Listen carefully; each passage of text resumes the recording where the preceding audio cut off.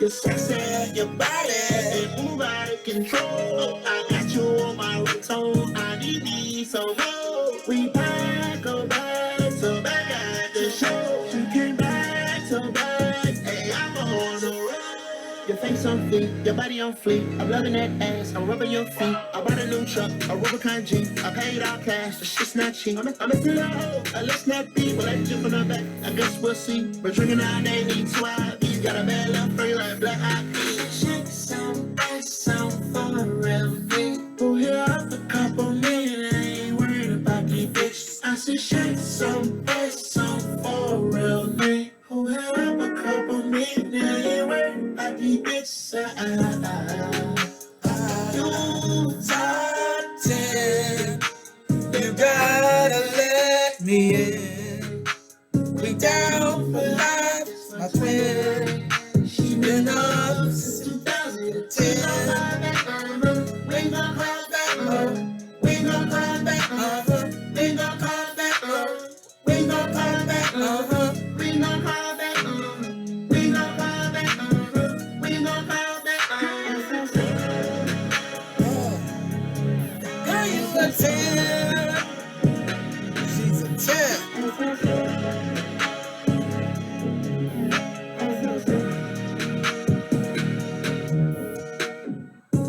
What's up, people? It's been a minute, hasn't it? I believe it's been a couple of years since I made my appearance over here in this neck of the internets, the internet woods. Yeah. Anyway, I hope you have been doing well. How have you been? How have you been? Has life been treating you good? I hope it has. Yeah, I decided to come on by and make an appearance of sorts. I don't really have anything in particular to talk about, but I'm sure there's something we can find, isn't there? Yeah, life is life, I'm telling you. There's a lot of crazy things going on out there, aren't there?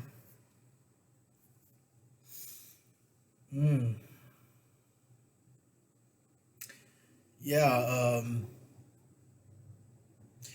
I've been letting go for some years. I've been on this realization of letting go for some years. And, letting go is, sometimes you can voluntarily let go, and sometimes life will force you to let go. And letting go, I think, the longer you live on this planet, the more life will force you to let go. The more life will life you to where you have to let go. You have no choice. That could mean all kinds of things, all from the smallest to the greatest, right? And letting go isn't always easy, but ultimately, you have to let go of life itself. You'll never get out of life alive. Think about that for a second. You'll never get out of this life alive. Never. It's pretty freaking scary, right? So, life is a process of letting go. The minute that you're born to die. The minute that we are born, we are dying. And everything we do in between being born and passing away, transitioning, is really a process of dying. It is a process of living and it is a process of dying. Two sides of the same coin. So what kind of coin is that? If you've got one side of life and one side is death. Because these are thought to be the polar opposites. Right? In our minds, we think of these as polar opposites. But they are one and the same. They are just different sides of the same coin. Heads or tails. Excuse me. Ah, yeah. I am smoking. I have been smoking a nice fat one. Thank goodness. Thank the stars. Thank the Lord for cannabis. You hear me?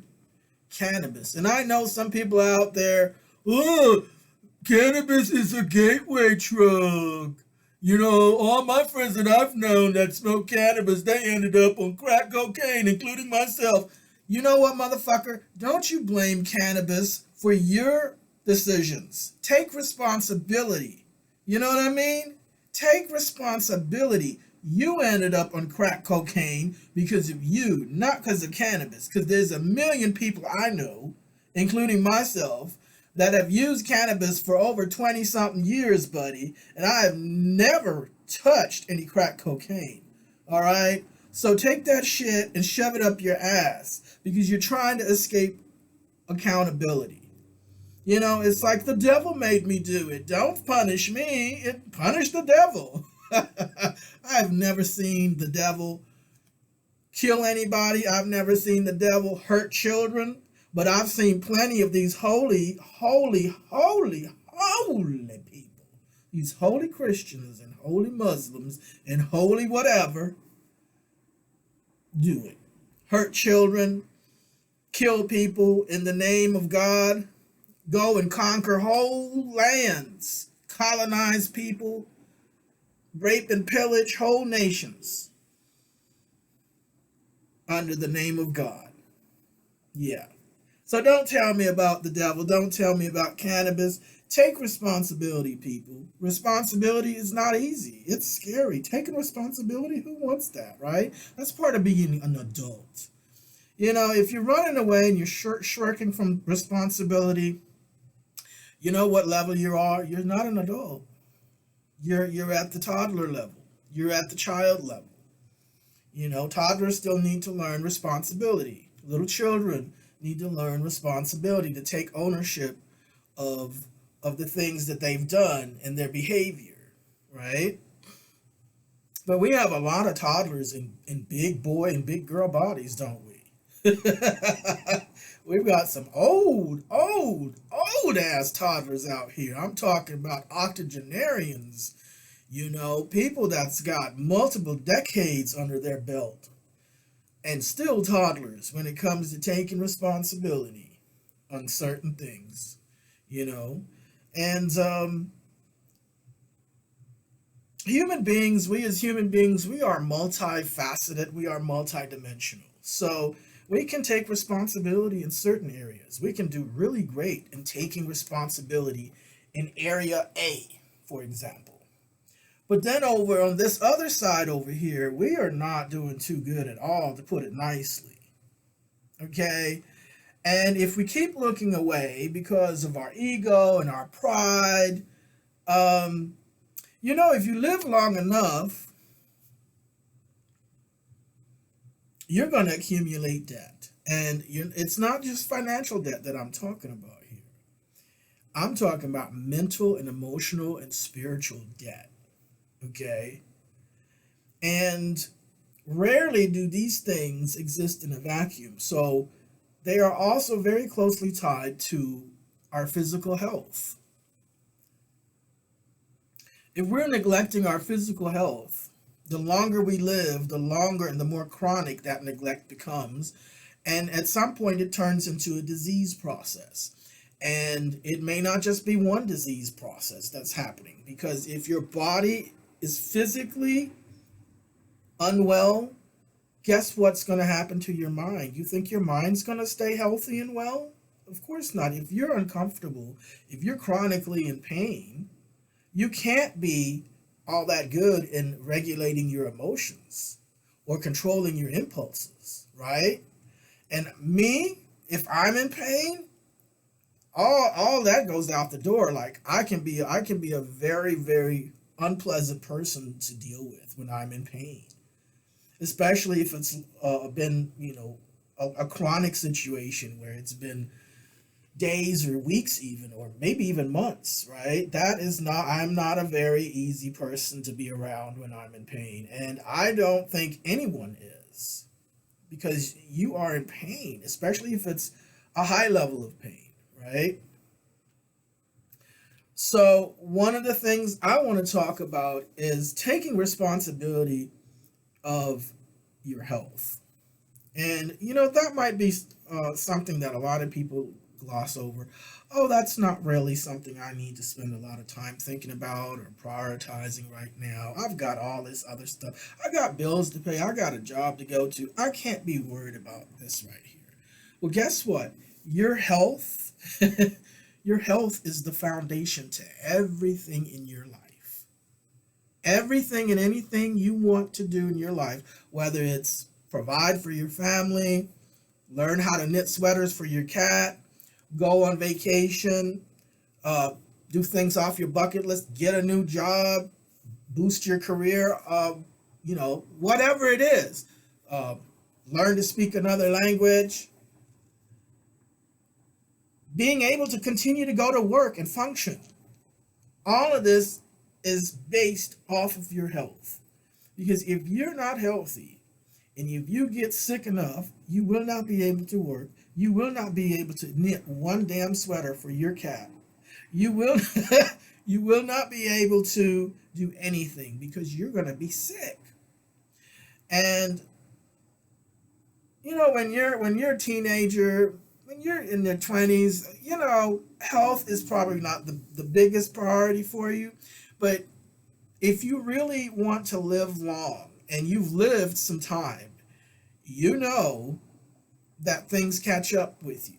And it's not about getting old, it's about things catching up with you. It's just a numbers game. If you continue to do a certain thing over and over and over for years and decades, it's going to catch up with you. That is just math. That's just mathematics. That's not age as much as it is mathematics. However, if you're not healthy, you're probably going to age faster than people who are healthy, right? Excuse me. So, there's that. But I want to talk about this topic. It's very important to me. I've always been somebody that's been keenly interested and involved in health and fitness and sports such as weightlifting and powerlifting, running, things like that. I've always been into that ever since I was probably 10 or 11 years old when I got my first DP weight bench. And back then, the weights, they were these plastic circle things that were filled with concrete. And we had to take a wrench and fasten them to the bar. And it was very different than what we have now. It's a lot easier with the weights now. But yeah, one of the things I endeavor to do, and I think this might be a tall order, but I endeavor to learn from other people's mistakes. Learn from my own mistakes for sure, right? But I also want to learn from other people's mistakes. When I'm seeing someone else, it's easy for us to judge people, right? It is so easy for us to point the finger and say, he's not doing right, she's not doing what she's supposed to. He needs to do it this way and she should do it that way. And man, we got the best advice for people, don't we? We have everyone knows how to live your life better than you. Every last one of us, right? But instead of just doing that, can we set that aside for a minute and ask ourselves, can I learn something from what I see this person is doing wrong? Instead of judging that person and maybe vilifying that person and devaluing that person to ourselves in our mind, can we set all that aside for a minute, all that goofy shit, and can we look at something real here? What is the realness here? And the realness is lessons, learnings. What are we able to learn from other people's mistakes? And I'll tell you something, when people go through what they go through, sometimes the lessons in life are painful, right? Like all of us have had this, and we'll continue to have these experiences because we're human beings, right? Uh, but some of these things take took us longer than probably necessary to learn, and we had to go through some pain, right? Some real pain and even trauma, real trauma. And who of us here have hit rock bottom a time or two, like completely hit rock bottom from our own foolishness and refusal to take accountability, from our own ego and pride? You know what they say about pride? Pride goeth before the fall. Pride is an expensive drug, my folks. If you're worried about crack cocaine and fentanyl and crystal and ice and all that, pride beats all of that. What can you learn from prideful people? Do you know any prideful people? Do you know any people in your life that have displayed pride and that are, or that have headed down a bad path, and people tried to tell them, people tried to help them, but they continued on that path unabated because of pride and ego. And all you could do is just sit back and watch them, just watch the train wreck. Just sit back and watch it, right? I know you can relate to that. Maybe you've been one of those people. I don't know if I've been one of those people. I don't know. It depends on who you ask. If you ask me, I'll probably say no. But if you ask somebody who's highly critical of me, they'll probably tell you, hell yeah, let me tell you. Matter of fact, I got a whole book right here. Come over here and let's look at chapter 3005. Right? So it all depends on who you ask. But I would say, realistically, yeah, we're all human beings. We all do these things. But what can you learn from other people's mistakes? As I look at certain people in my life, and some of these people I know better than others. I don't claim to really know anyone, because you never really know someone completely. We are all too multidimensional and multifaceted. We're like an onion. There's many layers to a person, many layers, and I just know a certain amount of layers in you or the next person, but I don't know all the layers. So somebody else may have a very different experience with you or with me. All depends. If you ask certain people, I'm a godsend. I'm an angel on earth to them. I have saved them in very important ways, right? But if you ask some other people that I have gotten on their ass, they'll tell you I'm the devil incarnate. I'm even worse than the devil. Okay? I'm psycho and crazy. All depends on who you ask and what their experience has been with me, right? And I think that, that goes all across the board to every human being. No one's exempt from that,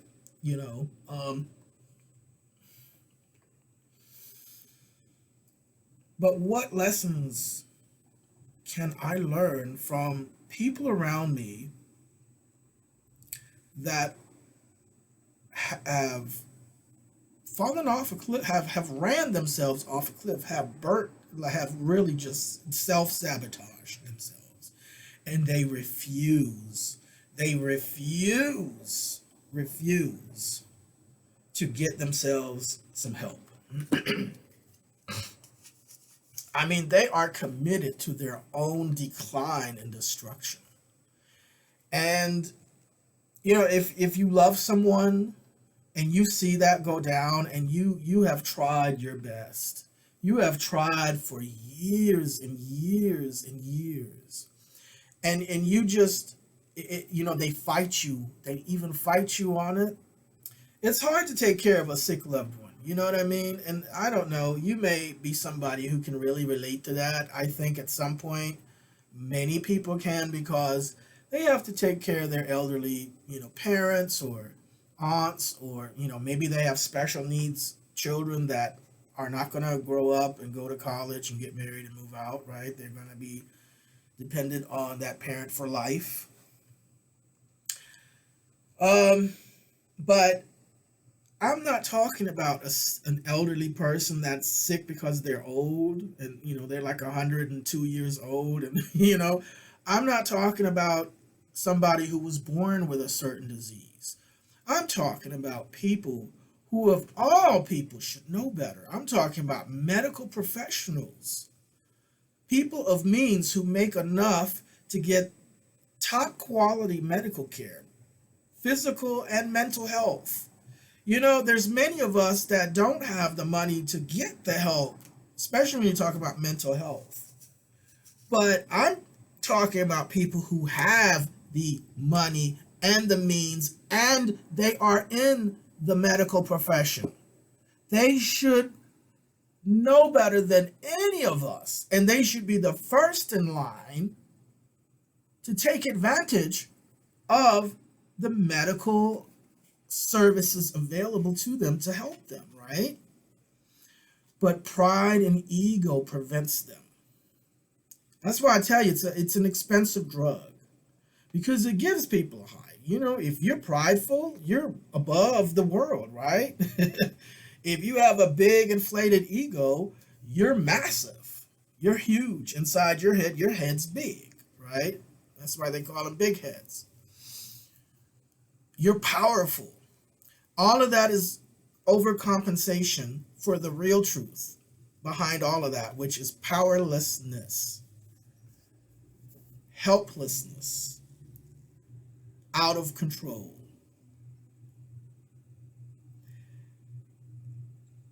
And there's nothing wrong with not being able to do certain things, right? But here's the thing, you've got professionals, you've got doctors, lawyers, judges, whole senators, nurses, huge people, big time leaders in the community, people of high achievement, people of many accomplishments, people of money, making high status people. But behind all of that, these people do not have executive function. I don't know if you've heard of that word before. I've recently come to learn about this through my various researches. When I look at my environment, and especially when I deal with people, I process. And the way that I process is through writing and through reading and through research, through understanding. Binah, on the Kabbalistic tree. Binah. And Binah connects directly to Keta, which is the crown of the Kabbalistic tree. Okay? That is the highest Sephiroth, because beyond that you get the three negative veils leading all the way to Ain, which is the no thing that we could ever wrap our minds around. Okay? So, Binah, understanding, that's what helps me to process and learn and grow in life through the experiences and the people that I engage with, right? So, having said that, executive function, my friends, excuse me, executive function, these professionals, these big time leaders, these elite high status folks making big money, making good money, they do not have the ability to exercise executive function. And in all my years, this is something that I am just now really trying to wrap my head around, because all my life I thought those people, those high status people, they had their stuff together. They had their shit together, right? Otherwise, they wouldn't have all that money and status, right? Like that. I mean, that's at least how I put it together. I don't know if that's how you put that together, but that's how I made sense of the world, right? So I always looked at those people as having something that I don't. Maybe they're special. Maybe they are better than me, right? Because that's basically what a lot of, I'm talking about people with ego now. I'm not just talking about lawyers and doctors. Like I'm not doing that. I'm talking about people with ego who are these who are lawyers, who are judges, who are doctors and nurses, who are senators and leaders, of the community, the status, right? These are professions that you have status, okay? You're going to have some status in the world, right? Um, you know, for example, you could be a lawyer, right? But you could just be like a broke down ass, raggedy ass lawyer. Um, you know what I mean? But you're still an attorney. You're still a lawyer. So there's still that status of lawyer, right? And same thing with doctor or nurse or a senator or judge or even manager, right? Like these are all different levels of status. So the thing is with the executive function, what does executive function mean?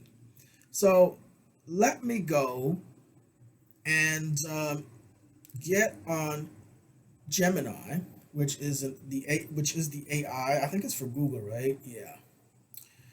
And I'm going to ask it, can you tell me more about executive function and what that means and why some people don't have it? And yeah, tell me more about it. Okay, so cool thing about Gemini is you can do a voice prompt. You don't have to type text. I like to do a little bit of both. You know what I mean? I like to type. I also like to talk. All right, so here's the answer it gave me back. Think of executive function as the air traffic control system of your brain. And that's a very, very, I really like that analogy. That's a really great analogy, don't you think?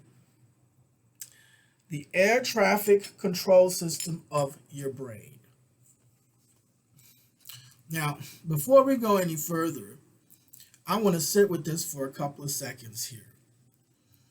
Now, I've been referencing professionals, high status people that have a high earning, that earn very well, to the tune of $120,000 a year and up. Okay, that's very comfortable. Okay, especially in certain parts of the country. Now, out here in LA, it's a bit of a struggle even with that level. If you're not careful, if you let your ego get the best of you and you're out here buying all kinds of shit, living above your means, then, that 140K a year or 200,000 a year is peanuts. And you're, you've got debts. But here's the thing. Something that controls the entire system of your brain. If you have a problem with that, like that's something very serious. And that is not something that needs to be put on the back burner, because even more so than your physical health, that mental health, that has to be addressed now, because that affects everything else, including your physical health. That's why people that don't have the executive function, or that are severely lacking to the point where they are dependent on another person to give them stability and structure in their life, that needs to be addressed first and foremost, because without that, you are not going to be able to live a healthy lifestyle. You're not going to be able to do much of anything without being dependent on another person, you see? And, as an adult, you really don't want that situation. But here's the thing. A lot of people are living with this skeleton in their closet.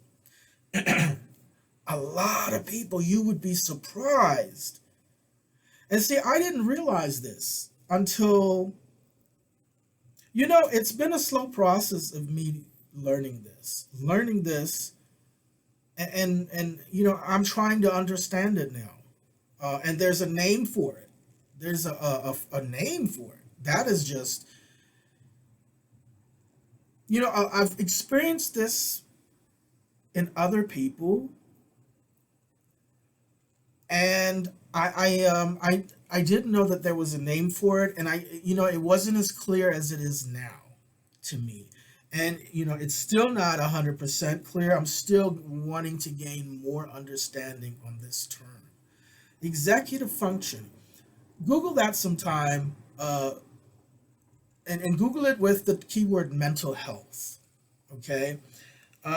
But let's move on here to see what Gemini has said here in addition. It says just like an airport controller manages dozens of planes landing, taking off, and taxiing at the same time to avoid a runway collision, your brain uses executive function to manage the constant flow of incoming information, focus, priorities, and physical actions. When it works smoothly, you barely notice it. But when it struggles, even small tasks can feel like trying to run through wet cement. What does executive function actually do? It isn't a single skill, it is a set of cognitive processes managed primarily by the prefrontal cortex, the area right behind your forehead. Neuroscientists generally break it down into three core building blocks. So, you have the working memory, which holds information. You have the cognitive flex, or switching of gears. And then you have inhibition or control, the brakes. So these are the three main core building blocks of what we call executive function. So the working memory, the information you're holding on to, right? The cognitive flex, or the switching of the gears, and then the inhibition or the control, right? Like when you're at work and your coworker is being an ass and you want to just punch the motherfucker, right? But you don't. Instead, you go about doing your work, and moving on. Right? So that's part of your executive function, impulse control, right? So, number one, the working memory, the ability to hold onto information in your head while actively using it, is what keeps you from forgetting why you walked into the room, and it lets you hold a multi-step instruction in your mind while doing step one. Okay, so planning, strategizing, right? Number two, cognitive flexibility, mental agility, the ability to switch gears when plans change or when something unexpected happens. It allows you to pivot smoothly without melting down or getting totally stuck. Okay, and I think with autism and with maybe even ADHD, sometimes that part of the executive function is affected. Um,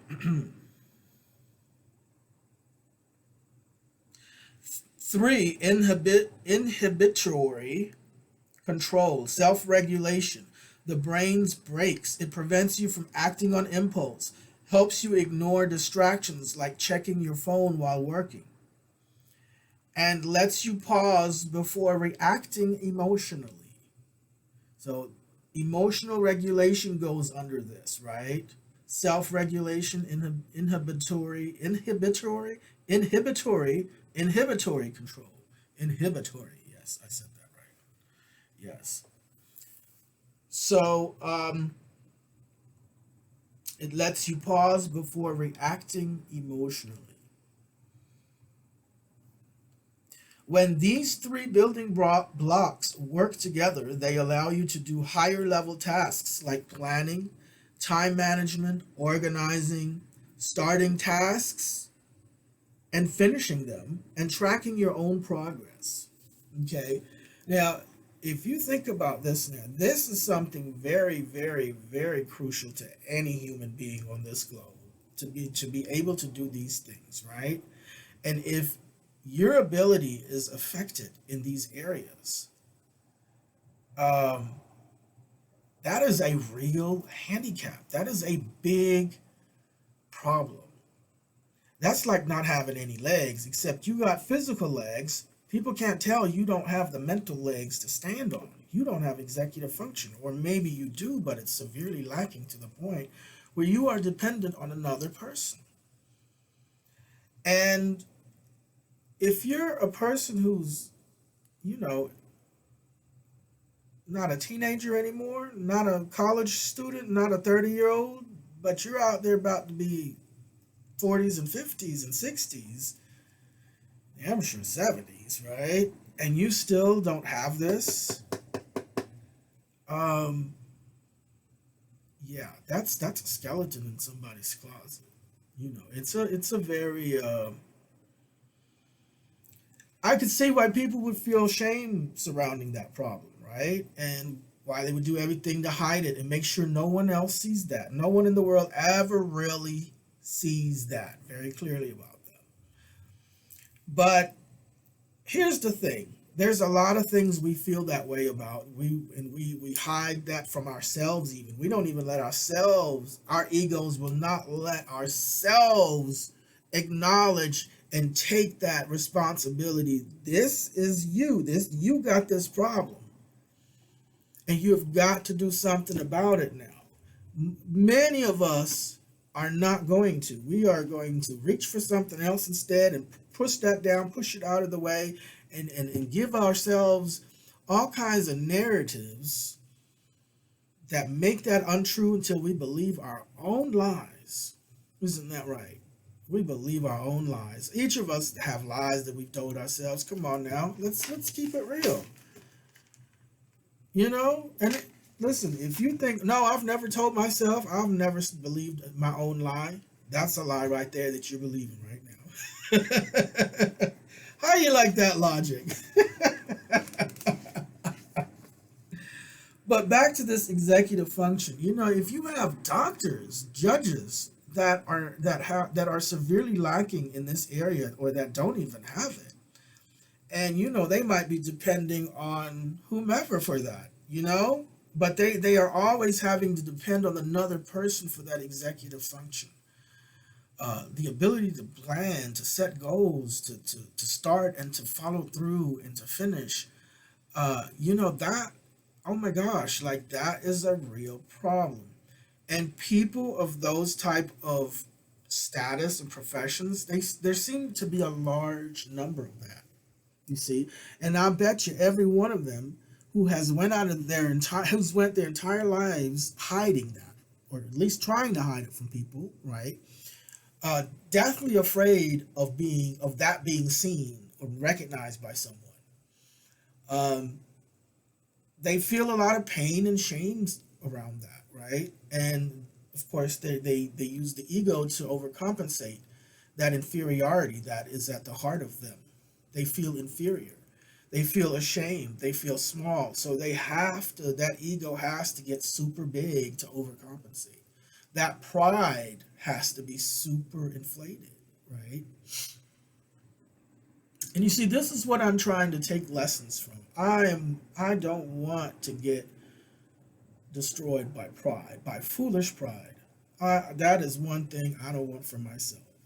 You know what I mean? Let me learn off of somebody else's pain that they have inflicted on themselves through their pride and ego to cover the fact that they are lacking, severely lacking, pathologically lacking. That it's to the point where it's causing real physical disease in their life because they cannot control their impulse.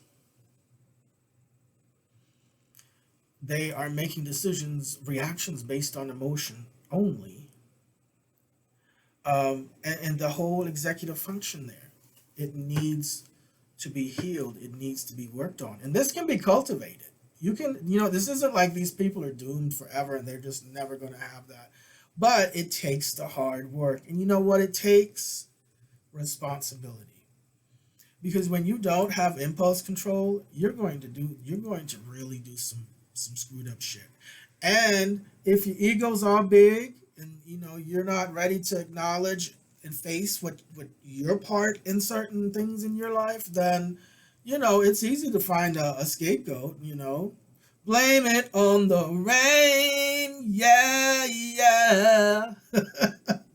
Blame it on somebody. And again, we're all guilty of that to some degree or another. But when it becomes to the point where it's extreme and it catches up with folks as the more they live on this planet, You see, then there's a debt that has been incurred. And you can lie to your coworkers, you can lie to your family, you can lie to your spouse, you can lie to your children, you can lie to everyone on this entire globe, but you cannot lie to your pancreas. You cannot lie to your heart. You cannot lie to your kidneys. If you have neglected your health for so long, there is a debt that you must pay. And it doesn't matter if you're a good person, bad person, or great in between. It doesn't matter if you're a cat, dog, chicken, or turkey. I mean, yeah, it does, because cats don't, they're not humans. But you know what I'm saying, right? It doesn't matter if you're an alien. Like, if you have neglected your health and abused your health and wasted your health and wasted your money and wasted your time because of this lack of executive function,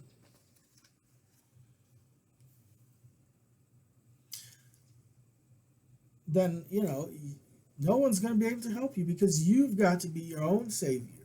You have got to be your own savior. You've got to go save yourself, and you have to basically, it's a process of dying, because for these people, they have overcompensated with that ego, boosting that ego and pride so long that they have created a persona, a false persona, right?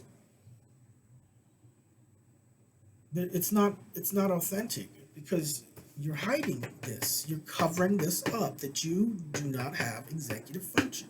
You are not able to focus. You're not able to plan and strategize. And this is a real problem. And yes, people feel ashamed for having that. They feel humiliated by it, right? But there's a way to work on it. You don't have to be stuck with it. And there are people that don't judge it. There's a reason why folks don't have executive function, especially with certain childhoods, right? Abuse of children, it scrambles the brain. And when that brain is scrambled as a kid through trauma, and I'm not just talking about the worst of the worst. I'm talking about maybe the child was in a car accident.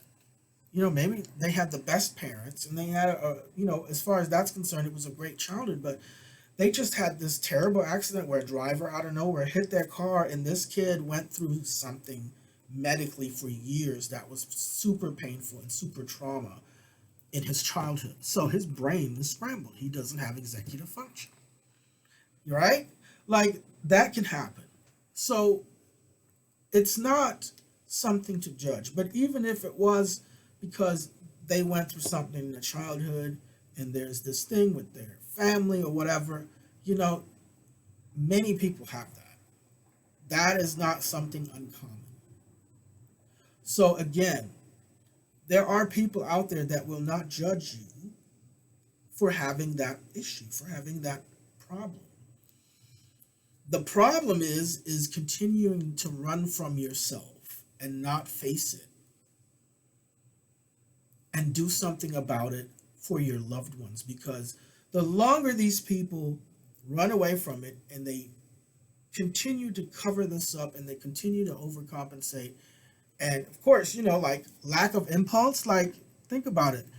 They're liable to do anything. They're a loose cannon. That's a liability. That's a dangerous person to be around. And who wants to be around that, right? Even if you love that person, who really wants to be around a dangerous liability, someone who has poor impulse control? Can you even trust that person, right? So, and not being able to plan and strategize. I mean, at some point, you want to build a life together with someone, right? And if they're unable to plan and strategize, that's a real problem. There's no future with a person like that. How can there be? You see? So, a lot of times these people, health-wise, they end up in chronic situations and with a lot of pain and a lot of unnecessary pain, right? I mean, life is pain. There's going to be pain, right? But wasting, when you are wasting your health, and you are someone who of means, who has more than enough financial resources to get top quality health care. Most people in this country are not able to afford top quality health care. But when you have that and you refuse to utilize that to help yourself, that right there, I just, I'm trying to understand. That's why I'm doing this. That's why I'm talking about it. I'm researching about it. I'm trying to put the pieces together because it's ironic, isn't it, folks? You have people of means, people of status that should be first in line to fix these things. And they refuse. It's such an irony, folks. It's just like, it's just like the person that lives across the street from where they work and they're always late. It's like, dude, you live literally 2 steps away from your job. You live literally right across the street from your job, and you're always late. How can that be? You should be the first one to be. You should be the earliest person here. But it's ironic, no? Don't you think? Yeah, I think it's ironic. Well, let's take a break. Let's take a song break. I'm going to freshen up and get a cold beverage, some sparkling water.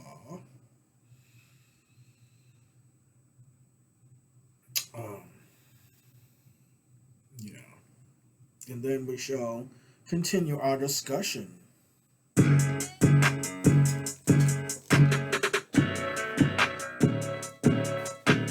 Press it back, make it clap, I can put you on. I put baby straight to sleep like it was melatonin. No, we going back and forth, but better watch your tone. Hate me, give me headaches, but I love we give me don't.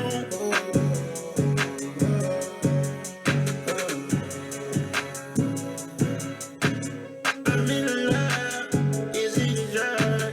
Popping it up, popping it up. Is it enough? Is it enough? Can we go up? Need to stop. We make a lot, we sex a lot. I swear that the lot, it crashed the bar. Praise to Allah, I made it out the block. Sometimes I wonder why. Sometimes I wonder why. Sometimes I wonder why. Sometimes I wonder why.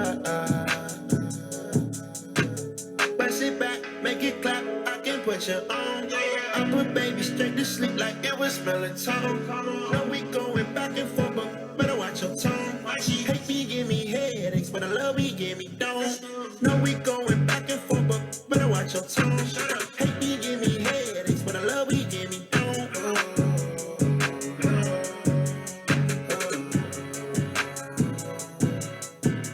I'm in love, is it a drug? Popping it up, popping it up. Is it enough? Is it enough? Can we go up? Need to stop. I wanna say, whatever you doing, girl, I keep doing it, babe. Give me some crazy, I keep doing it, babe. Southside shawty, oh, she knew what to say. You invited to my party, we gon' do it today. Do it, babe. Do it, do it, do it, do it, babe. Do it, babe. Do it, do it, do it, do it, babe. But sit back, make it clap, I can put you on. I put baby straight to sleep like it was melatonin. No, we going back and forth, but better watch your tone. She hate me, give me headaches, but I love we give me don't. No, we going back and forth, but better watch your tone. Hate me, give me headaches, but I love we give me don't.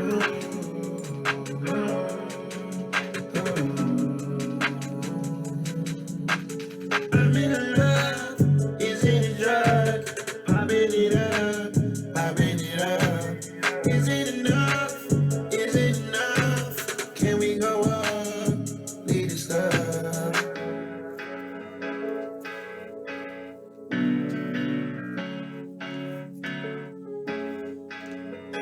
right, folks, I am back.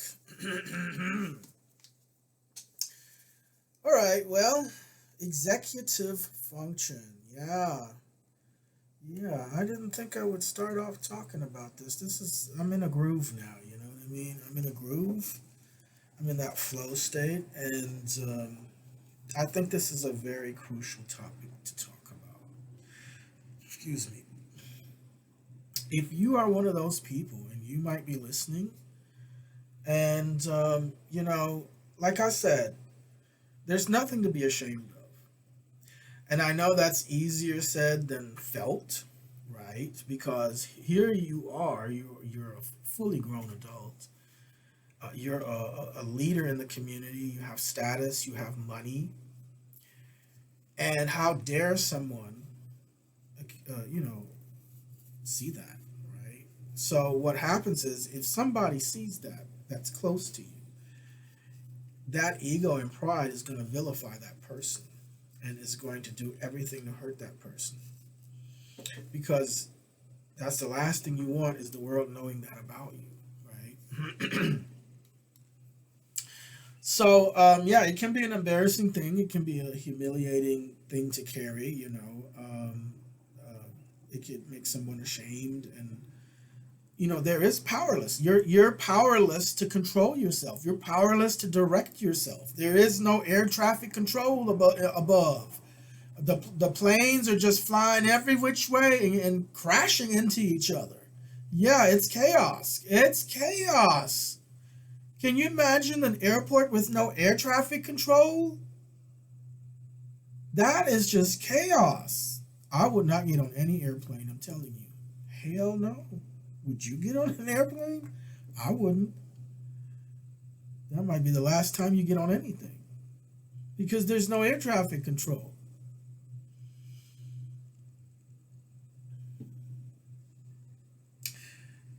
You cannot put that on the back burner. And no matter how old you are to realize that, or to finally maybe say, listen, maybe I will try to work on that or something. It's never too late to start. You could be 101, because you know what? In the afterlife, that's going to follow you. You're not getting away from that. You think you're going to get away from that?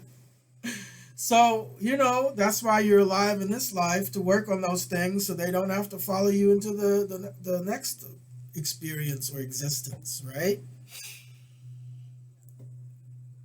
Because remember, life and death are two sides of the same coin. So within death, there is life.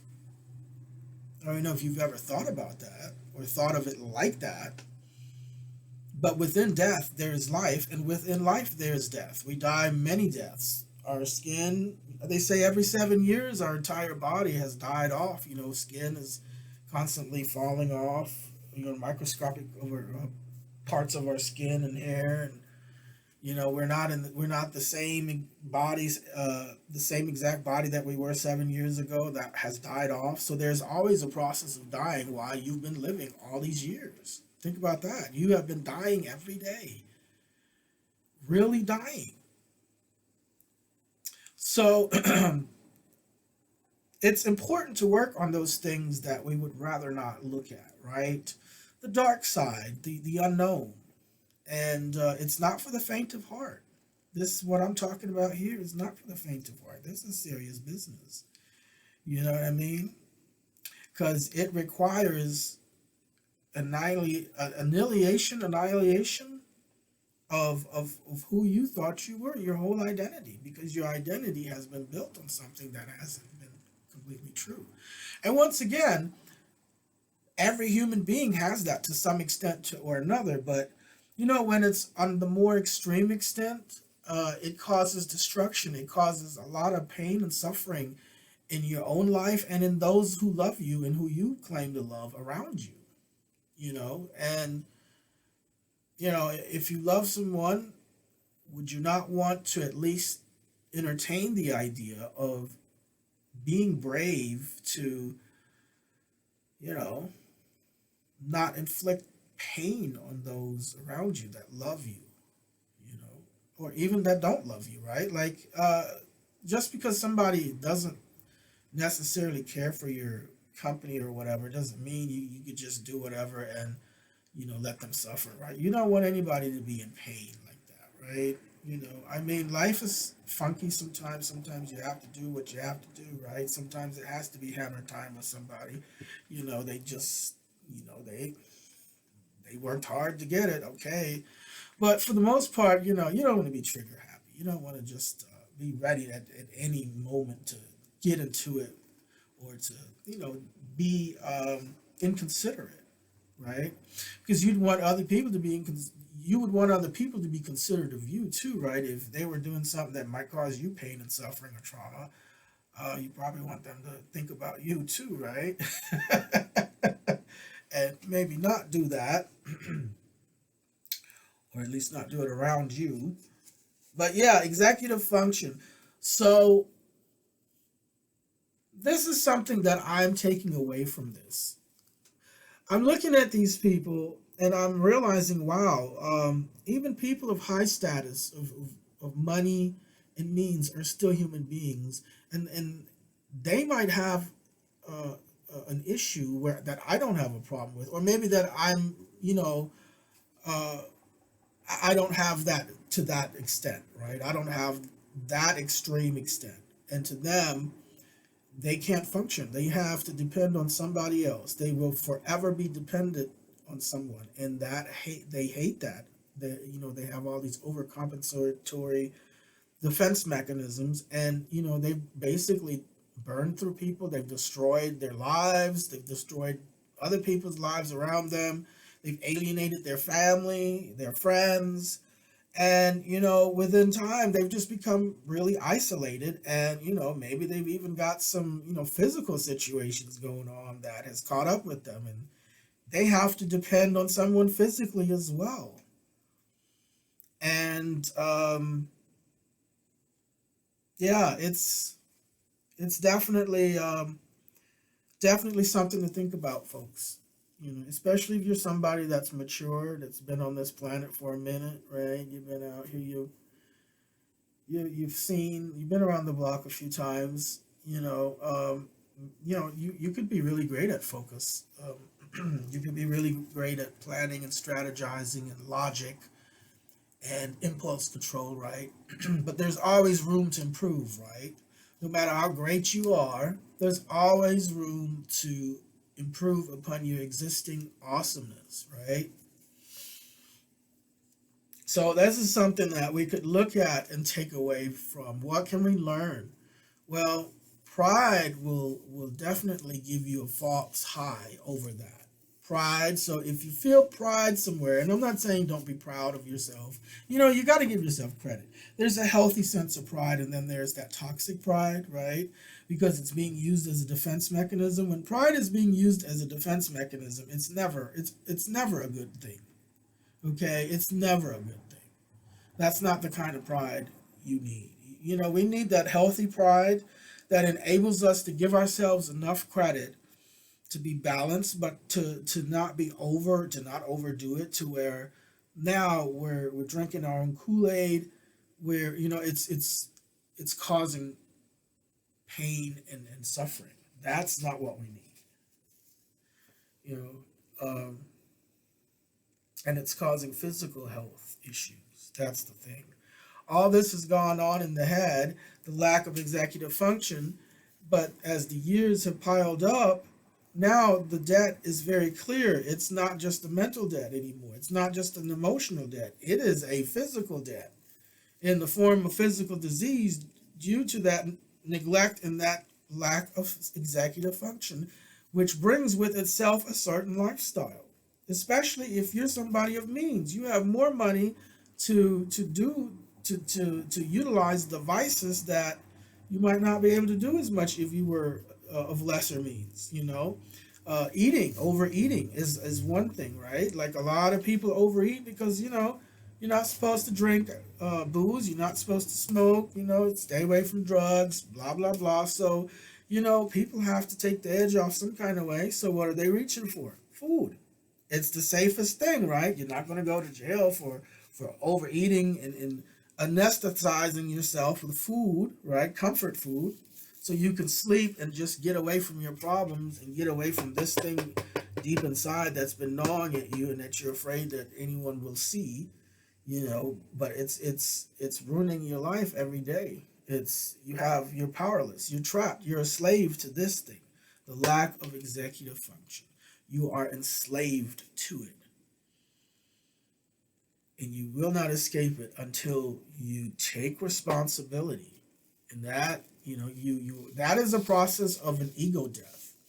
That's why I like mushrooms so much, and entheogens and psychedelics, because they enable you to experience a complete ego death. And this is what you need to do to work through a lot of these things that each of us have, right? Like this executive function, this is one thing that certain people have. You may not have it. I don't know if I think I have a good executive function, but I'm also in the market of improving that, doing even more work to improve already what I've got going on. So, whether someone thinks that I have it or not, or whatever the case is, I'm going to be using this to earnestly and sincerely work on my own powers of focus and planning and strategizing and organizing. I mean, I'm very organized, like that's my thing, and I'm somebody who's very preemptive. I like to plan. I'm somebody who's very much time sensitive. I get there 30 minutes early and I plan my trip. Like if I'm supposed to be there at 8, I don't leave the home at 8, right? I don't start getting dressed at 8. I wake up at 5 if it's in the morning time. I get ready at 6 already, and even the night before I might even lay out clothes for that particular event or whatever the case is, or do some pre-preparation before the preparation. So that's me. So perhaps you might think, well, yeah, you don't seem to have a problem with executive function, but regardless, it's something I'm going to now make it my business to work on. I want to know how to further develop my own executive function, right?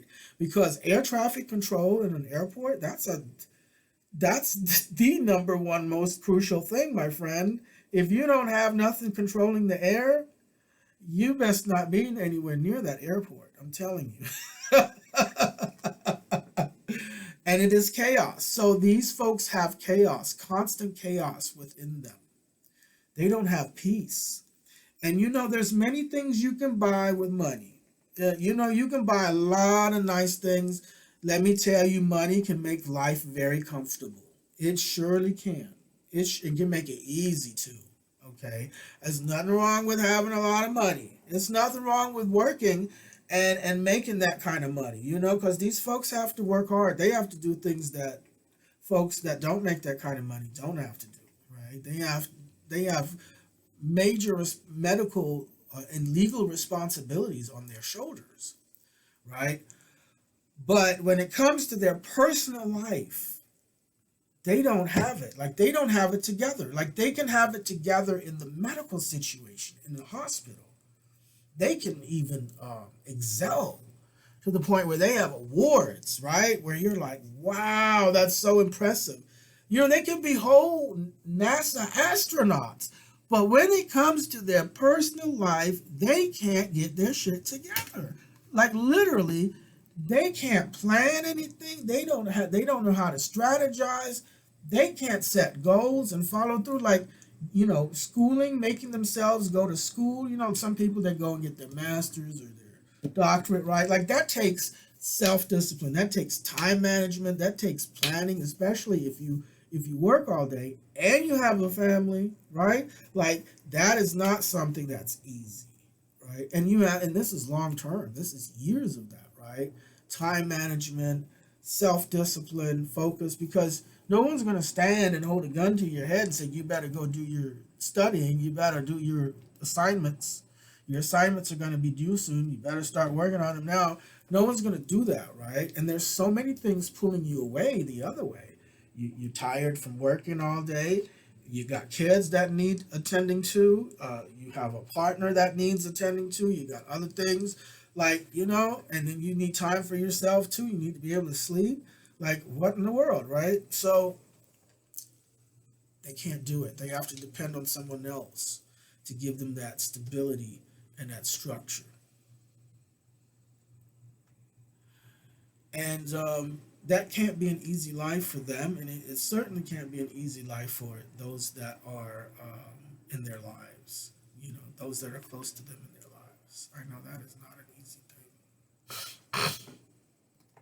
That is not an easy thing, and it can burn through people. It can really burn through people, and it is sad. It is very sad. It is very sad because these are not bad people. They're good people. It's just they need help with the executive function. They need some serious help. They need some serious help. Some serious help. So yeah, taking care of a loved one that has this, you don't really see uh, how serious it is because they physically they might look like everyone else. They've got both their legs, their arms, right? They have their vision. You know what I'm saying? They might even look sick, right? But they have a lack. There is something that they lack, which is the executive function, and it is comparable to not having legs and arms, and it may even be worse in some sense, right? Because even people who don't have legs, they have executive function, right? And they can plan and strategize and attain goals, regulate their emotions and their impulses, right? But when you have people that, of all people, should be healthy, right? You think a doctor or a nurse, somebody in the medical profession should be healthy, right? I mean, I would, right? But, that's not the case. A lot of them, the most unhealthy people you'll ever meet. And that's the irony, too, right? It's always, it's interesting. You have people in certain professions, and it's like they're the total opposite behind closed doors than what they actually practice every day as a profession. So, yeah, it's ironic. I don't know. It's something to think about. What do you think about it? What do you think about all that irony in life and with human beings and people?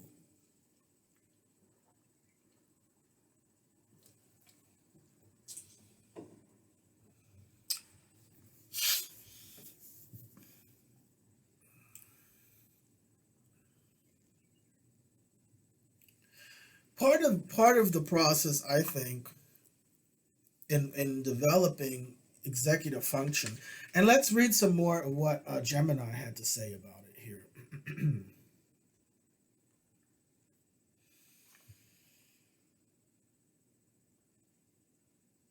Okay, it says here, and I think I read that already. When these three building blocks work together, they allow you to do higher level tasks like planning, time management, organizing, starting tasks, and tracking your own progress. Yeah. So, excuse me, why do some people struggle with it? First, a quick clarification: everyone has some degree of executive function. Okay, that's what I suspected too. That's why I started wording my language differently, and I would say degree of executive function, or to some degree, or a lack, partial lack, or whatever, because yeah, everyone has some degree of executive function, right? So no one lacks it completely. Okay, that's good to know. So we'll clear that up. Everyone has some degree of executive function. But the strength and consistency of these mental skills vary wildly from person to person. So consistency, stableness, right? When someone experiences significant, persistent difficulties in these areas, it's often referred to as executive dysfunction. Okay. This happens for several key biological, developmental, and environmental reasons. So some of this is biological, okay? Could be, or it's a combination of factors. How about that? I do think it's a very nuanced and complex combination of biology, developmental, and environmental reasons. Neurodevelopmental differences or brain wiring. For many people, executive dysfunction is simply how their brain is built from birth. ADHD, the prefrontal cortex matures at a different rate and has lower baseline levels of neurotransmitters like dopamine and norepinephrine, which are essential for regulating attention and impulse control. Okay. Uh, so it could be a chemical imbalance, a partial chemical imbalance. Autism spectrum, people on the spectrum often experience significant challenges with cognitive flexibility, adapting to change, and working memory, even if their analytical skills are extremely high. Okay. Neurological and physical health factors, brain injury or trauma, damage to the frontal lobe from a concussion, a stroke, or illness directly impacts executive skills. Depression, anxiety, mental health condition that drain cognitive bandwidth, severe anxiety or depression effectively hijacks the prefrontal cortex, leaving very little energy left for planning and organizing. So, anxiety is closely tied to this executive dysfunction. I'm going to write that down here. This is very good to know. So, anxiety, if chronic anxiety or generalized anxiety, right, it's closely tied to that because uh, that prefrontal cortex is the part, frontal cortex is the part of impulse control, right? It's the part that enables you to regulate your emotions enough to where you can respond instead of react, right? And you're not going into fight or flight, too, right? Like you're realizing some things that might frighten you are dangerous and you got to get away. But some things that frighten you can't hurt you, right? It's not a bear that's going to attack you, right?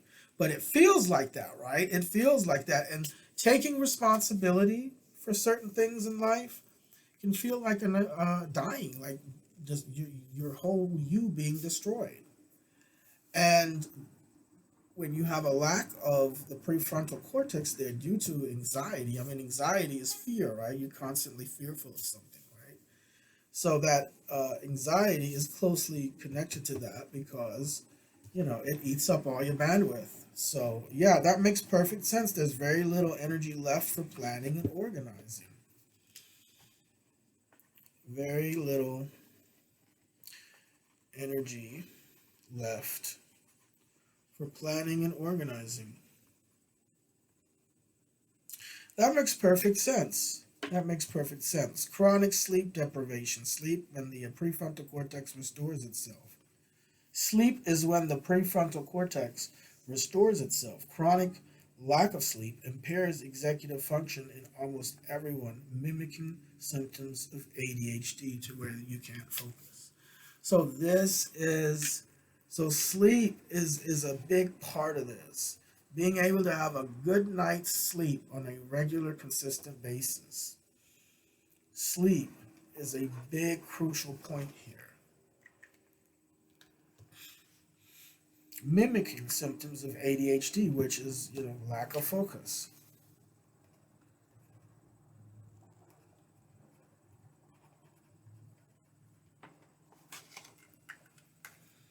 High stress or burnout. When you are under extreme prolonged stress, your brain shifts resources away from the prefrontal cortex and into the amygdala, the brain's emotional survival focused alarm system. In survival mode, long term planning and complex organizing get shut down so the brain can focus on immediate threats. The takeaway: executive dysfunction is not a character flaw. It is not laziness or a lack of willpower. It is a physiological difference in how the brain filters, prioritizes, and executes tasks. Where would you like to take this next? Strategies and tools to help with executive dysfunction, or how to explain executive executive dysfunction to someone else. Let's get some tools going. I think I've talked enough about the thing, and I think we've covered an hour or so worth of what it means, right? And some of the things that are closely tied to it. So let's look at some tools. I'm interested in finding some tools. I want to build something. All right. Let me drink some water.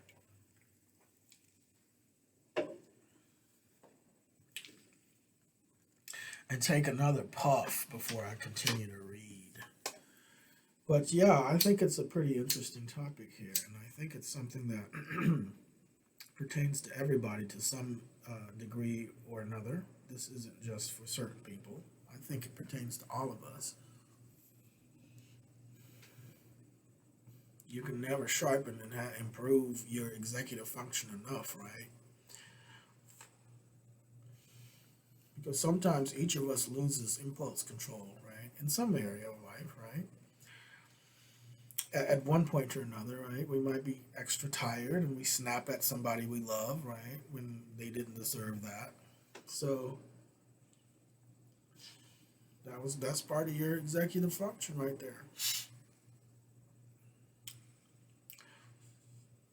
Okay, so wait a minute. I got another whole joint here. Praise the Lord, and I'm not even a Bible person. I don't even believe in that. But I'll tell you, every time I get some good stuff, I just can't help but say, praise the Lord. It's a weird quirk about me. Because I don't like any talk of that Bible stuff. I don't tolerate none of it. But like I said, when I get some good stuff, I can't help but say it.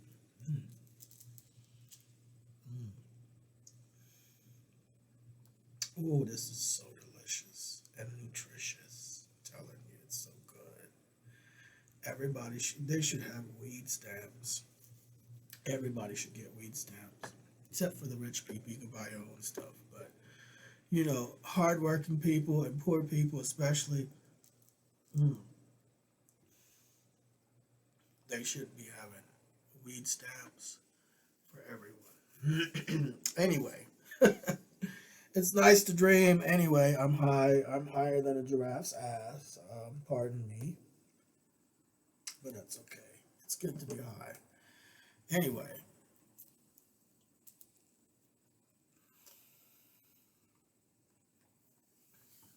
Oh, I've got double vision.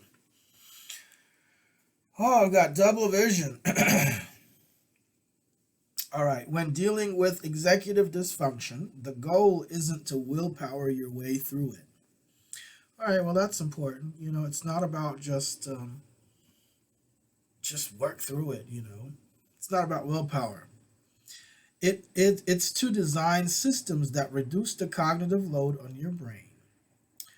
Okay, so if I had this problem and I knew I really had this problem, and this affected my life in a very, very bad way, all my life, right? To know that I'm about to learn of some tools that reduce the cognitive load on my brain, like that give me some relief and maybe some peace, a little bit more peace, like, yes, please give me, right? All right, let's check it out. Since executive function is about processing, holding, and acting on information, the key strategy is offloading that mental work onto external structures. Here are special high-impact strategies divided by the specific area where executive function usually gets stuck. Starting tasks, overcoming task paralysis. When your brain can't bridge the gap between knowing you need to do something and actually doing it, try these friction reducers. 5-minute rule. Low stakes start. Tell yourself you only have to do the task for 5 minutes. If you want to stop after 5 minutes, you have full permission to stop. 80% of the friction is in the transition from starting. Once you're in motion, the momentum takes over, usually takes over. That's true. That's how I get myself into the gym. I just tell myself, just work out for 15 minutes. And then if you completely feel bad, you're completely tired, you just can't do anymore, then I will go home. But most of the time, I go ahead and stay my 2 to 3 hours. So yeah, I totally get that one. Body doubling, working alongside someone else, even silently, creates accountability and external focus. This can be a friend sitting in the room, a coworker, or online body doubling platforms. Okay, body doubling. Hmm. Excuse me. Now that's a new one on me. Have you heard of body doubling? You ever heard of that? Working alongside someone else, even silently, creates accountability. I think that's why aerobics classes and Zumba classes and all of that, I think that's why they work. Because I've went to some aerobics classes and that was basically what I felt. It was like, okay, I'm here with these people. They're going to expect to see me next week, and I'm next to them doing these classes. We're doing them together, and there's a sense of something like a community of something, right? Because you're part of a group in some kind of way, right? Even if you never speak to any of them, but still, like you're doing the same thing, the body doubling, and it can create a type of a sense of accountability and external focus. Yeah, definitely. Shrink the first step is the next point. If clean the room feels overwhelming, break it down until the first step feels absurdly easy. So, not pick up clothes, but pick up one blue sock. Oh, okay. It's kind of similar to that the 5 minute rule, right? Except the 5 minute rule is has to do with time management, right? And then this shrink the first step has to do with a physical action, right? Like cleaning the room or picking up a sock. So yeah, so this is really something that I want to work on too, because um, you know, to tell myself, okay, I've got this whole room to clean or this whole place to clean. Oh gosh, it's so easy to procrastinate, especially maybe I'm also tired, right? Um, but what if I just pick up that one sock? And if I really feel so terrible, so tired, okay, I'm gonna lay back down. But at least I will have picked up that one sock, right? And yeah, I can pick up a sock. I can pick up this sock. Sure, let me pick it up. Well, you see, it's very often that momentum to let me pick up some more stuff. I'll do something for 5 minutes and then I'll go lay down, right? And then it just continues on. Right? You slide on through there, right? Not all the time, right? Sometimes you have to. Okay, that's it. Like one sock and that's it, bitch. Let me lay down. Like I'm tired, right? Right. Um, you have to let yourself have that, right? Okay, managing time and working memory, visualizing the invisible. People with executive dysfunction often experience time blindness. Time feels like an abstract concept rather than something moving. Making time and tasks, visual bridges that gap. Excuse me. So the tool is visual timers, time timers.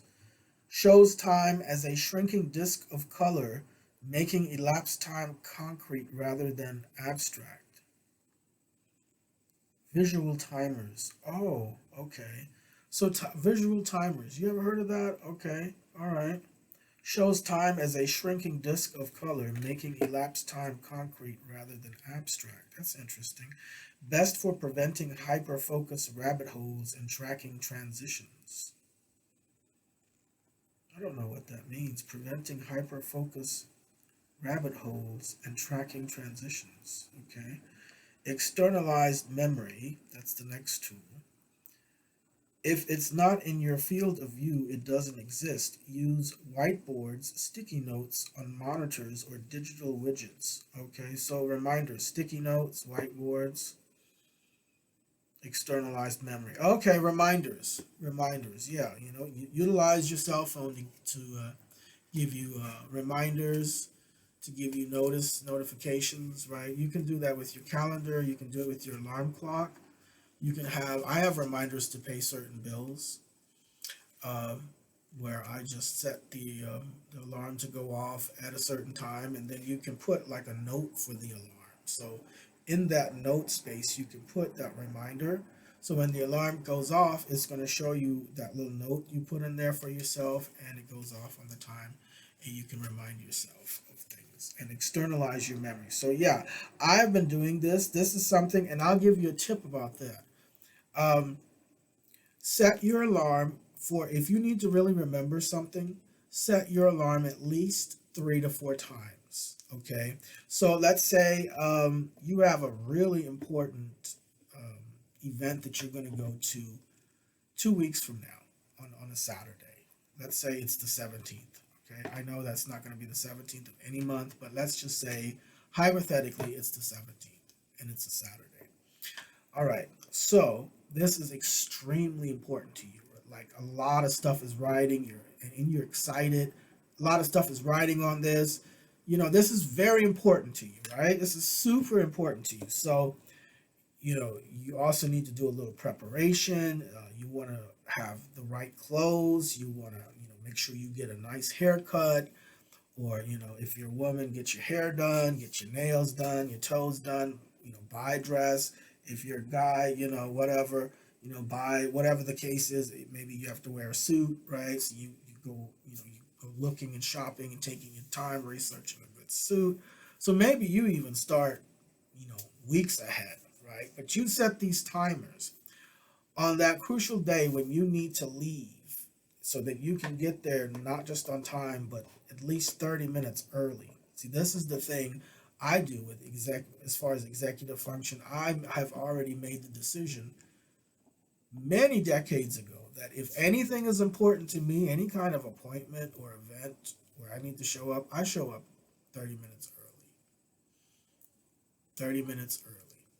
Okay? Because that is how important that is to me. So I already do the math between how long it will take to travel from where I'm at to get to that destination, and what I need to do, right? What is all entailed in that.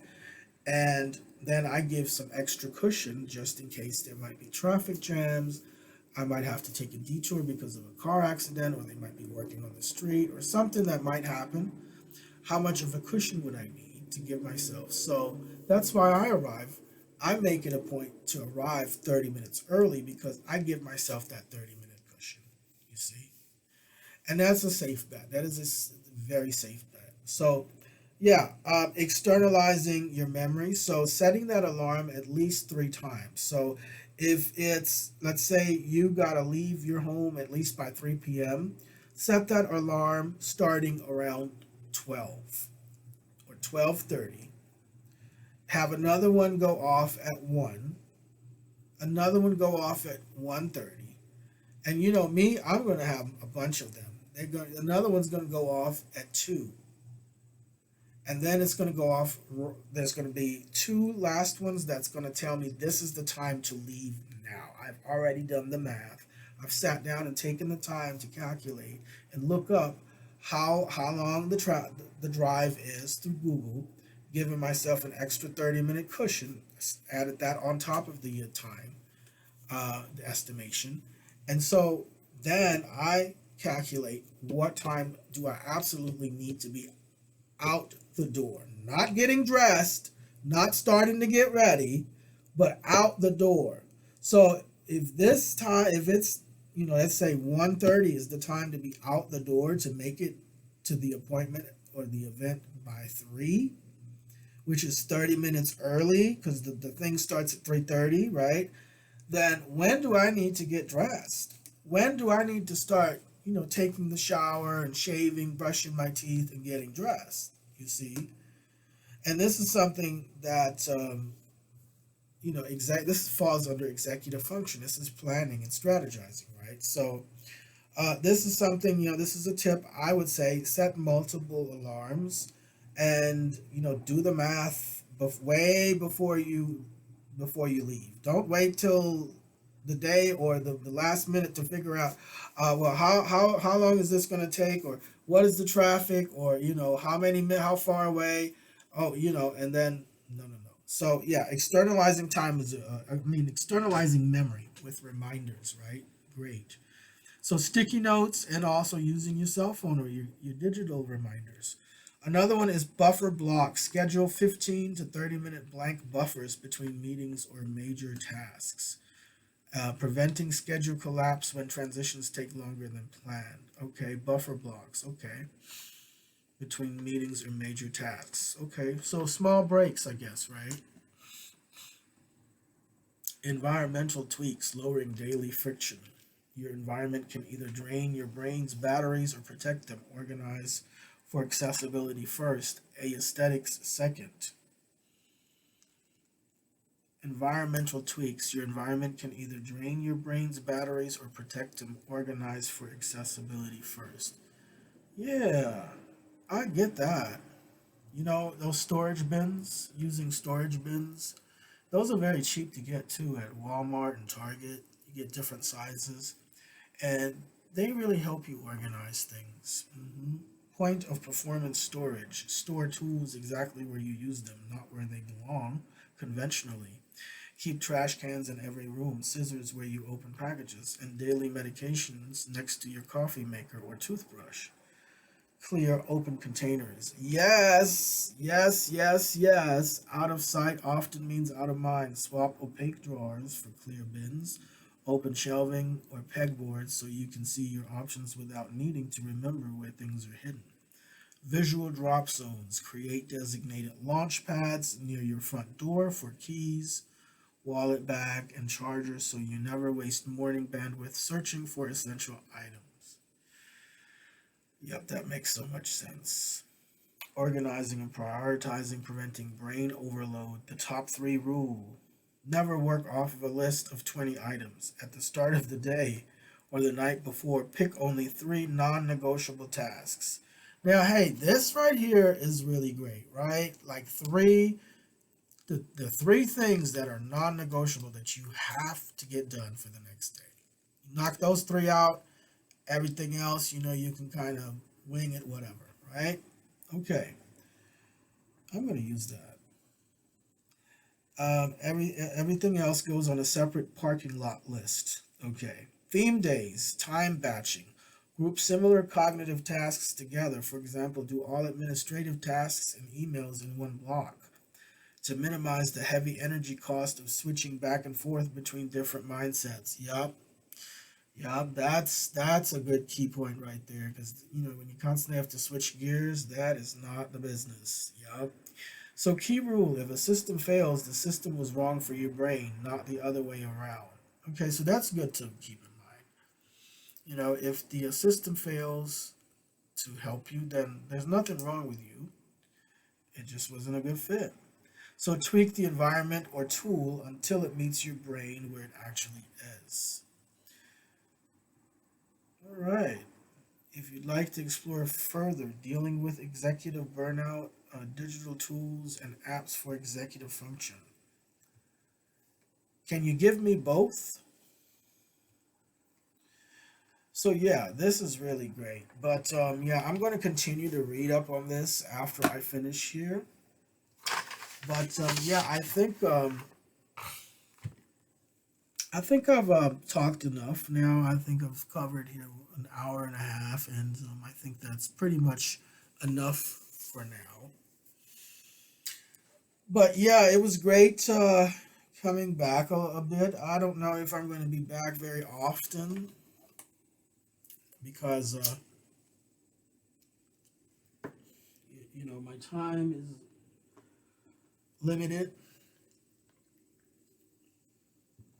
and I've got a number of things going on, a number of projects and things that I'm working on.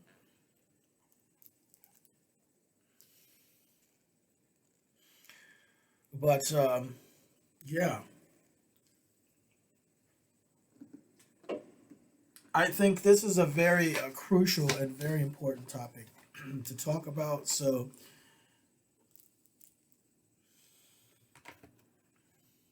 invite you to spend some more time thinking about this topic after this video, and thinking about how important executive function really is, and how how how detrimental it can be for those that have a severe lack of it. You know, it's to the point where it's disruptive in their lives, and it causes a lot of unnecessary pain and sickness and trauma, right?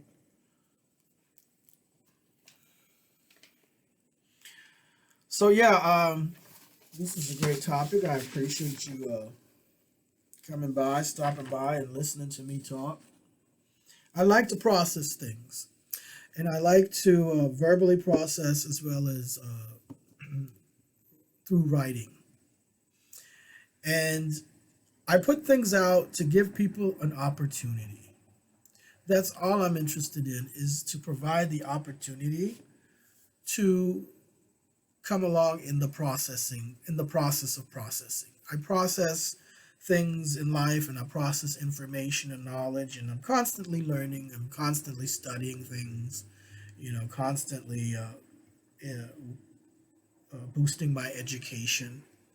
And that is a lifelong thing. I've done that all my life. I think everyone should do it, right? It keeps you fresh, it keeps you brain smart, and it keeps you interested and excited, and you learn new things, and your brain has to rewire and reconstruct, and things are fresh. It's not old and stagnant up in there, right? um, and like I said, one of the things that really helps me is word processing through words, through verbal and written words. Language and words, they are, in my opinion, an expression of the most powerful technology in existence, which is the human mind, the imagination. And language shapes reality. Words are very powerful. In every major culture, the cosmology reveals how words and language were basically God or the divine, right? In the Christian books, I don't have it. I'm not able to quote it 100% the way it says, but it says something about, in the beginning was the Word, and the Word was with God, and the Word was God. So in the beginning was the Word. Before there was God or the conception of God, there was the Word, right? That's the idea that's being portrayed, and the Word was God. So I make things available. I give people the opportunity, and sometimes the opportunity, they have to hunt for it. It isn't just put before them, They have to kind of look for that. Like this little nook and cranny in my cybersphere here, this little channel. Not everyone knows that I have this channel. Um, and maybe they've had the opportunity to go look before, but they never returned. Who knows? I don't know. And then there's people that I'm not aware of that are actually uh, keenly interested in this channel for whatever reason, right? And come and listen and think about what I've said, and whatever the case is. Yeah. So it's all good. Whoever's meant to hear it and do something good with it, that's who's going to hear it. And whoever's not meant to hear it, they're not going to hear it. And that's how it is. Like I said, I put the opportunity out to share a process, a mental, emotional, and psychic process through the word, through verbal processing and processing through writing. And yeah, it puts forth a different energy. because I know I'm not just talking to myself. Someone somewhere is going to hear it and listen and think about whatever it is that I've said, and they're going to think their own thoughts, right? Their own perspectives on it. But one of the things I would like to just say to everybody is take care of yourselves. Take care of yourselves. Take care of yourselves. You know, take care of your health. And I'm not just talking about your physical health. Take care of your mental health. Take care of yourselves. Seriously, there's a lot of people out there in pain, just pain and hurting. And there's many families where there is just some really dark shit going on. You hear me? There's a lot of families out there. A lot of families out there. And it doesn't make anybody a bad person, but there is some bad, dark shit. Some of these families are cursed. You hear me? And they weren't cursed from a witch or a wizard or a shaman or Santeria or voodoo. No, none of that. They curse themselves, and they are trapped by their own curse on themselves and on each other. That right there. And that is more common than most of us want to really realize. And behind those closed doors, everybody's putting the beautiful pictures on Facebook. Your life is nothing like what's on Facebook or Instagram or on social media, especially with the filters and all of the things we can do. We can just glam everything up and make it look a certain way. And a lot of people go out of their way to do that too. You have these fake props that look like they're in airplanes and stuff. Yeah. So the tendency is to fall in line and to do that. And you build these beautiful images, and they are beautiful. The families, everyone has beauty there. But there's also that darkness, you see, and it's hurting people. It's hurting a lot of people. There's some really scary shit going on behind closed doors with a lot of these families. A lot of these high status people of means. They're not exempt from being human beings and having to deal with the same stuff that everybody else has to deal with. There's, like I said, money can buy a lot of convenience and comfort. Sure can, but it can't buy everything. You can't just go to the store and buy some executive function. You can't do that. So if you're dependent on somebody who loves you, and you can't figure yourself out, they got to manage it for you. You start to resent them because you need them, and you can't. They're indispensable to you. And so you project all of your darkness onto that person until that person is burned through and through. And see, some people's family out there, I'm just going to say this, and I think quite a few folks listening know exactly where I'm going with this now. You know what I'm talking about. These cults, Jehovah Witness and Seventh-day Adventists, they are, and Catholic too, all right, and a bunch of other ones. They are notorious for taking somebody like that and,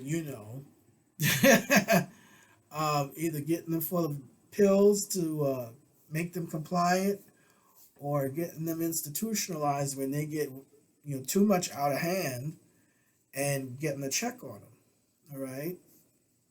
Hey, I've seen it happen.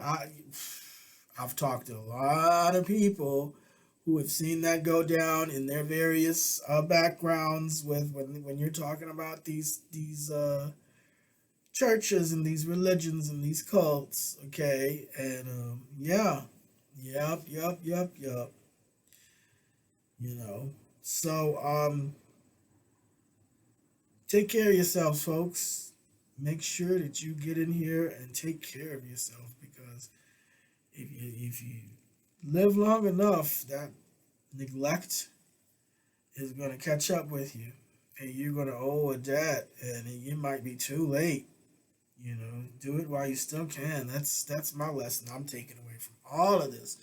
Learning from other people's And now I can't even say if it's foolishness, right? Or if it's a mistake. Because after having read about executive dysfunction, um, it's not so much that there's something wrong with the person, but that there's clearly this problem that can be worked on. Okay, because it can be a number of factors. It can be from trauma, it can be biological, the way the brain is wired, okay? That could have a part in it too. So it could be a number of factors all at once, which most likely it is, right? I don't think it's just one thing that causes this, right? But whatever the cause is, there is hope. It just will take taking accountability. All right, thanks for listening, and I'll see you when I see you.